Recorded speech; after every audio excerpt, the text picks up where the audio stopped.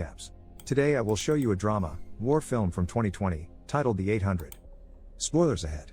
Watch out and take care. In 1937, China is in the middle of the Second Sino-Japanese War. A group of soldiers has been given the mission of protecting the international settlement of Shanghai, but to reach the city, they first need to cross the countryside. When they finally reach their destination, they first come across the destroyed and abandoned side of town, so the group begins discussing how to proceed as young Xiao Hubei tells his uncle that his brother is gone. His brother is Duan Wu, who has gone exploring to see what's going on. Who? He discovers there are Japanese soldiers in the area and these soldiers see him in return, so they charge after him and find the rest of the Chinese troops. Duan Wu grabs his brother and his uncle so they can hide together and escape by sneaking around through the ruins of buildings while their group is killed. When night falls, they reach the nicer still inhabited part of Shanghai, only to find the NRA shooting fellow Chinese soldiers for being deserters.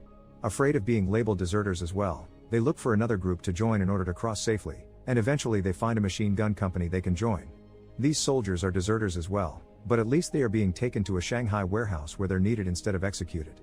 This is the Sihang warehouse, the last standing stronghold between Shanghai and the Japanese army.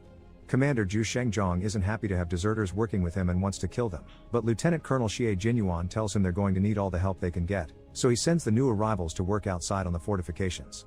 Duan Wu takes the chance to talk to the colonel and clarify he and his family aren't deserters, just part of the troops sent by the Wangpi headquarters that got left behind, but Jinyuan sends them to work anyway. While the group is working outside, one of the soldiers sounds the alarm, but it's nothing to worry about. It isn't the Japanese that are coming, just a group of Chinese refugees heading for the international Shanghai settlement. Duan Wu's uncle sneaks out of the warehouse to join them and try to enter the safety of the settlement, but at the gates, he isn't allowed to enter because he is wearing an army uniform and soldiers are not authorized to be there. Back in the warehouse, the soldiers enjoy the beautiful singing from a woman in a building across the river while Hubei befriends the only other boy his age in the group called Xiao Kuai Yue. On the roof of the warehouse, Kuai Yue shows Hubei the stark difference between the worlds at the front and the back of the building. Meanwhile, a group of soldiers finds a hole in the wall hidden behind a bunch of boxes. When they go through it, they are surprised to find a stable with a white horse still in it. As soon as they open the stall door though, the horse gets spooked and runs out, but thankfully Kuai Yue whistles at the horse and calms it down before it gets shot. The next day, worry takes over the civilians in the streets when they suddenly hear explosions and notice the Japanese have taken over yet another building, waving their flags as a sign of victory. Thinking the warehouse is low in defense, next the Japanese try to take over it as well, but it is all a trap. The Chinese army has been hiding to ambush them and manages to quickly defeat them, thanks to the element of surprise.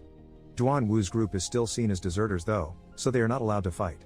They wait in a locked room and are only let out when the battle is over. One of them tries to run away, but he's immediately shot for trying to desert again. What's wrong with desert?